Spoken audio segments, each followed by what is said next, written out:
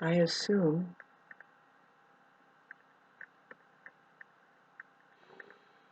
at one point in our awareness, we just choose peace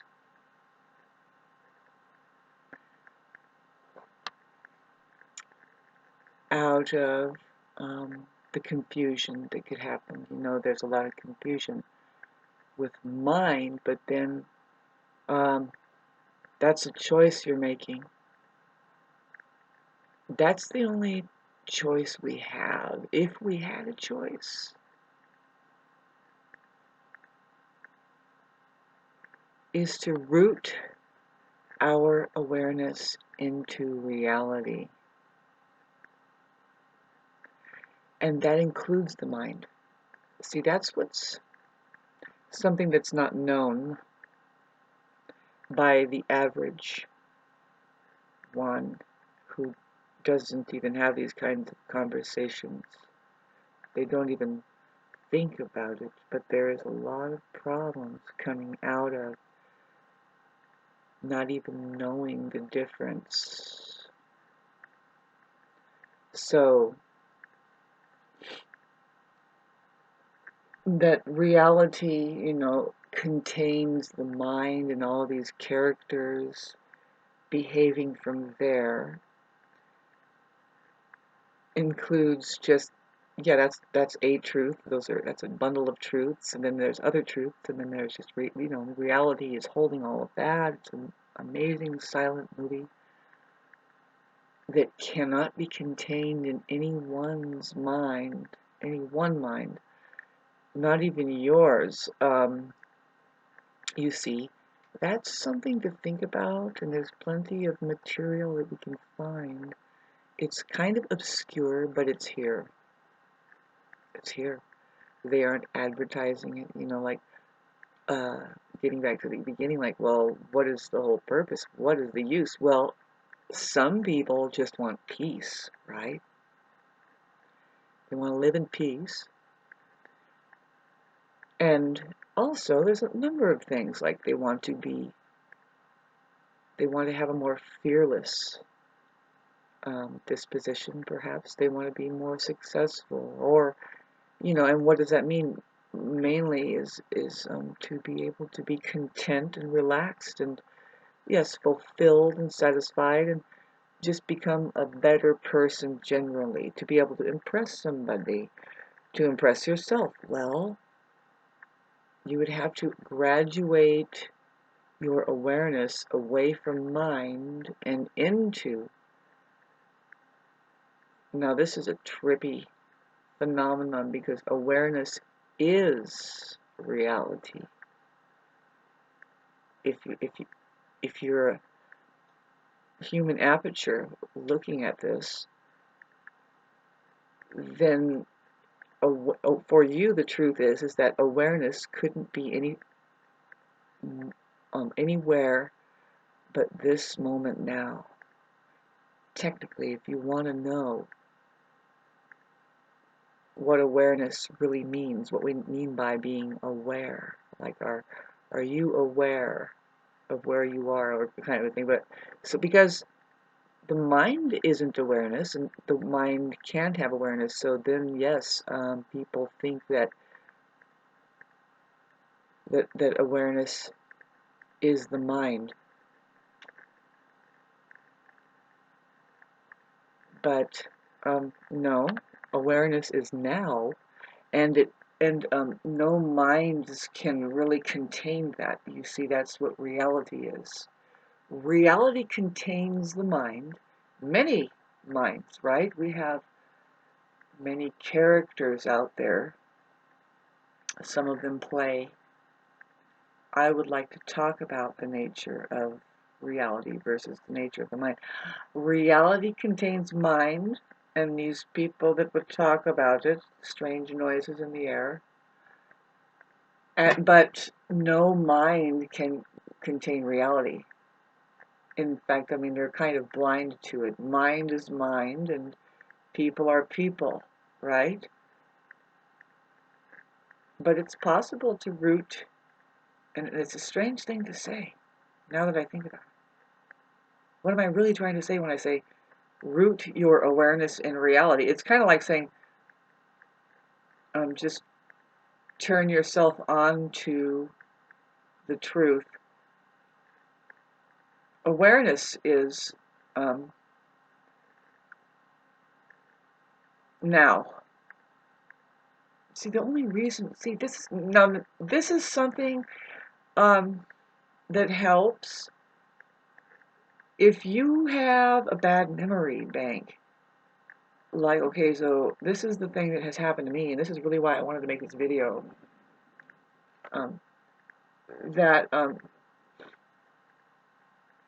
you know, my life isn't perfect. I have a history of things, you know, but I also know of minding my own business, getting through illusions, thinking that that is me out there and it's not. I am here, you know, as far as people and their choices and how we feel.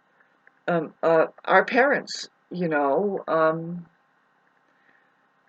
So what I'm trying to say generally is that everybody has their oh God, you know, see, this is the thing is I'll never like say, and this is me, you know, what is me as far as all the tragic stuff that goes on that is just part of life. It's there's, you know, shouldn't there be an equal and opposite, like, well, but did you notice how blissful you feel having gotten out of that, really just sticking to yourself? See, this is the thing is that I'm coming across people, okay, so it's a lot more tragic than me. And I say, I can't really say that. I don't say, oh, your trauma is more than my, more ingrained than my trauma. See, um, because trauma is trauma is trauma, but also we are not done here. Life is going to keep hitting us with things, testing us with things. Do we rise above, or do we sink under and start drowning, or do we go under and then come back up and take a deep breath and learn how to figure out when do we do that? Do we dive deep or do we go up? I don't know, metaphors, you know. You see, because I just don't go there. What I say is the rise above that has, I talk about what the strength and like the discipline that I am and have used, I guess, to keep a higher vibrational frequency, to keep all of that from pummeling my entire being, you know. One of the, see, the thing is you have to be careful to it's different for everybody, but to be careful to not just grab at that past of terrible things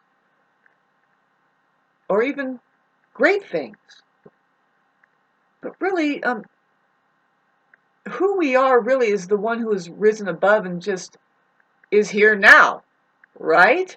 Here now. And so what are you going to introduce yourself as anything other than a complete open space like now, which is an ongoing, you know, like amazing. See, this is what I know as being a live performing musician.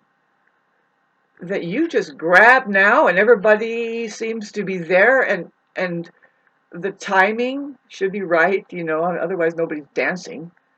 And really, you're not doing that, you are conducting. I'm really kind of a superconductor, pretty much. I can play instruments, but if I'm in the room full of people holding instruments and playing, um, I like the automatic metronome. It's the strangest thing, but only musicians would I know what I'm talking about. A lot of people, you know, I'm kind of oriented with improvisational jazz. Why am I going into this fucking conversation? It's just It's the way we raise our vibrational frequency to avoid choosing a really bad memory. Say, no, this is how I've always maintained my meditation. I play music and I notice the mind. I notice people's choices coming from mind, or is it pertaining to reality? Like, do they even accept that you're there as a human being or not? Kind of thing. And who cares? You figure yourself out. Get into your body, figure out. See, I was playing music at a very early age, and that's what I kind of tell people, because what I've experienced, I didn't get a chance to say anything here about it, but here I am trying to tell you. Yes, people grab that this is Shauna, no, I gotta tell you, I gotta tell you, I gotta tell you. I gotta tell you of my traumatic past. I gotta tell you about how somebody skewered me on a shish kebab and I was strung up, and then they put a flame under me, and then they turned me and then they kept poking me to see. And I was like, why are you putting me through this? Okay, what's your point? Hi, friend. What? You just drained the fucking hell out of me. See, I have some gnarly shit too I could share, don't we? Don't we? Why did you? I don't know. It's just like, okay, so are we having fun yet? And are we feeling good yet? Yet is kind of a word for now, isn't it? You know that saying, are we having fun yet? Isn't yet kind of a word for like now? Like, but well, how's now? How's yet?